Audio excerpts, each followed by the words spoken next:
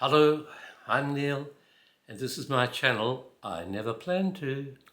And today I'm sharing the story of some stories, a couple of stories. We'll do two stories. Two stories from my pipe band days. Now, this small pipe band that I joined in the town of Gore, which is in Southland in New Zealand,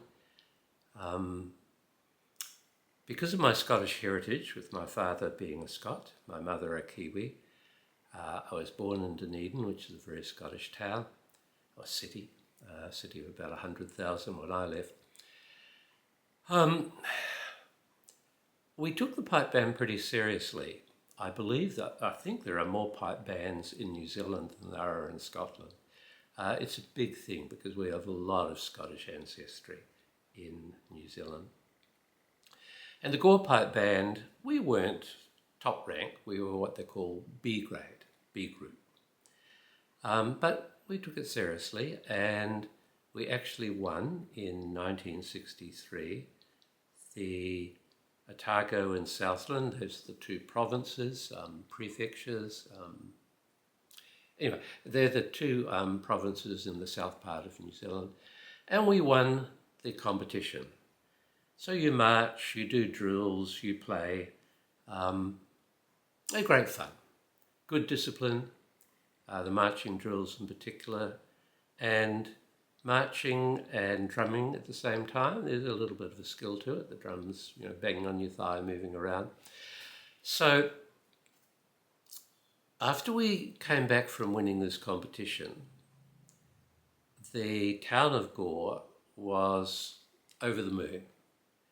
And the mayor organised a parade down the main street where we were the main event. And it was quite amazing. I don't know what the population of Gore was at that time, 8,000 people maybe, but it served a very, very large farming area around it. And they came from everywhere. So the length of the main street, and it's a kilometre and a half, maybe 2 kilometres, was lined with people, both sides of this wide street, and we marched triumphantly down, playing as we did, and it was great. It was sort of like there was no confetti or ticker tape or something. Anyway, it was good. So the next day, back to work, and I was working in a retail fashion store, and a lady came in. I'd never seen her before, a middle-aged lady, very well dressed. And she approached me, I was behind the counter, and she said, "Excuse me, I saw you yesterday in the parade in the main street. The band played very well, you played very well."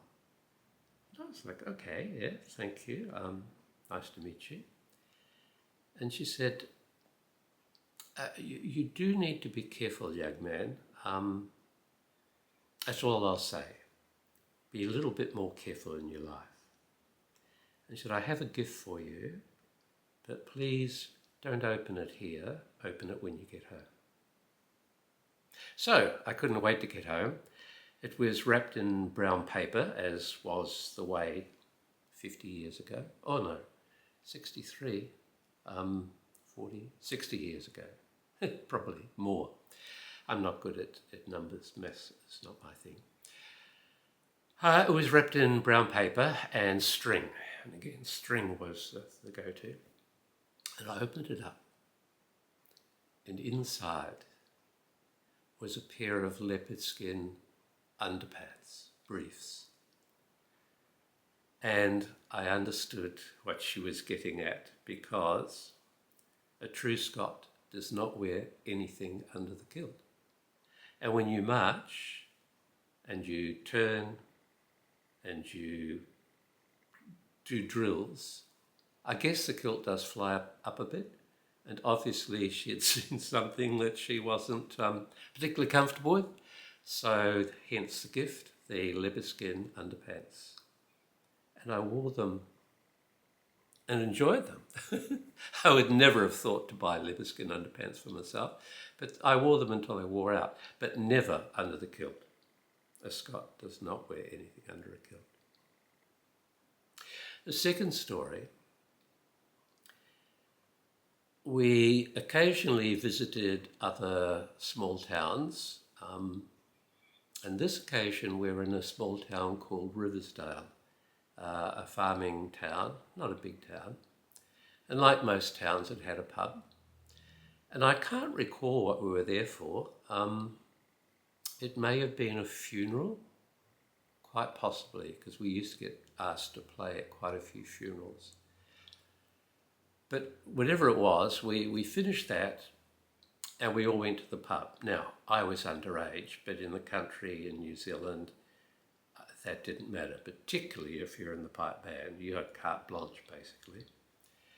So mid-afternoon, this band, we're all there, we're in the pub, having a beer or two. And in those days, pubs weren't the genteel thing that they can be today.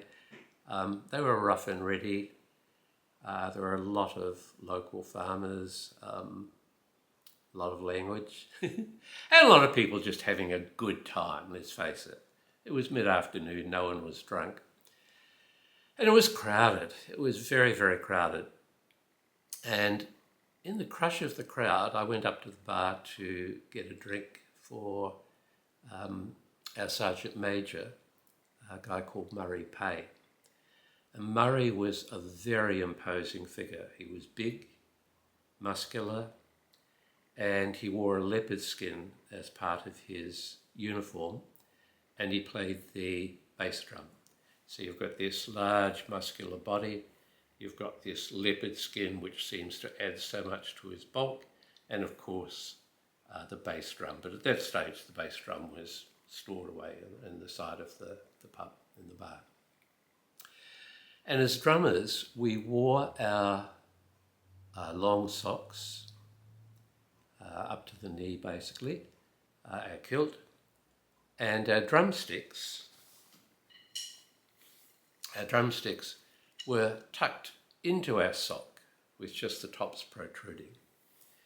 And as I pushed through the crowd, I felt someone brush against my leg. And when I looked down, my drumsticks were gone. And I immediately looked, who could have taken my drumsticks? And there were three guys, older than me, but in their 20s. Three guys looking a bit sheepish, looking a little bit guilty. And I eyed them up, and I thought, I think I know which one's taken my sticks. So I approached them and I said, excuse me, and I'm a very diffident young guy. I'm 16 or 17, I think, at the time. I said, excuse me, I think one of you may have mistakenly taken my drumsticks. Oh, no. No, haven't seen, I don't know what you're talking about. So I pulled back and Murray saw something going on and he came across to me and he whispered to me and he said, what's going on? Do you need my help? And I said, someone took my drumsticks and I think it's that guy there. He said, okay, leave it with me.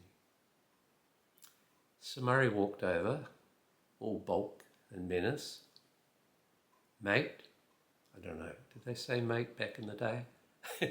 I can't speak Kiwi, I can't speak New Zealand. I've been away for so long. I left New Zealand and immigrated to Australia in 1976. So I can't speak Kiwi anymore. They tell me I don't have a Kiwi accent.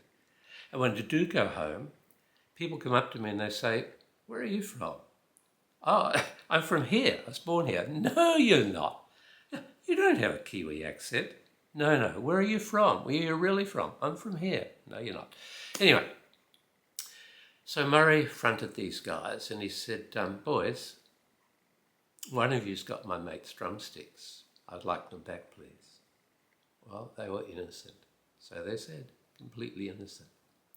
And I pointed out to Murray the one I thought had the sticks. So we fronted him and he said, mate, again, it's my Aussie coming out, sorry about that. He poked him in the chest and he said, if you've got the drumsticks, give them to me now. No, he said, I don't have the drumsticks. Now he was well dressed. He was wearing a sports jacket. I think in those days we all wore sports jackets to go out. and it wasn't buttoned at the front, so it was hanging loose. And Murray suddenly just went with his hand, reached inside the guy's jacket and pulled out. And not only did the drumsticks come out, so he chose the right pocket, he chose the right side, but the entire lining of the guy's jacket came out. And Murray just said, "So I think there was a mistake. I think you did have my friend's drumsticks." And the three of them turned and they left.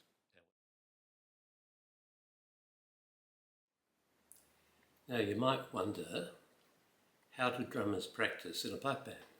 Well, I can't speak for all pipe bands, but certainly for our pipe band, we just sat at this wooden table with our drumsticks and we played the four basic drum beats. So they are single beats, which go right, left, right, left, right, left, right, left, right, left. Single beats. And a double beat, right, right, left, left, right, right, left, left, right, right, left, left, right, right.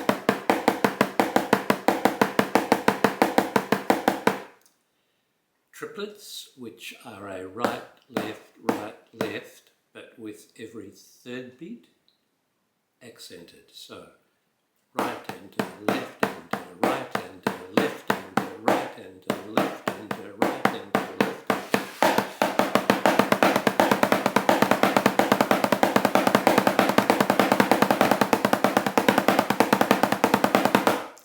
And the one I love most, the paradiddle, which is right, left, right, right, left, right, left, left, right, left, right, right, left, right, left, left. And it's said, it's called a paradiddle because it sounds like that. Paradiddle, paradiddle, paradiddle, paradiddle, paradiddle.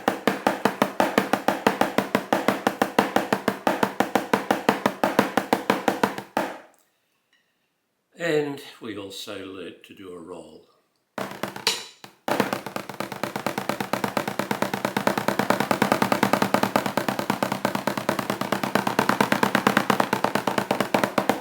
And that was that. I was never much for one for practicing. In fact, my whole drumming career, it was a hobby. I wasn't good at it, but I was always going off on a tangent and doing what I wanted to do.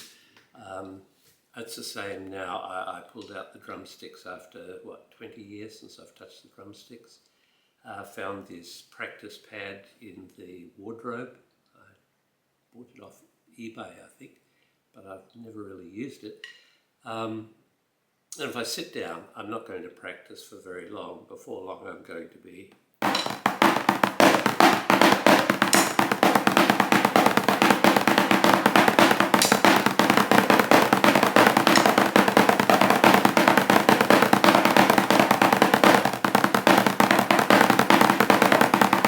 doing my own thing. I'm not a very principled or disciplined person. So, that's it from Neil, the 80-year-old storyteller, concluding, I never planned to join a pipe band. And for today, that's me. Over and out. Bye-bye. Hello.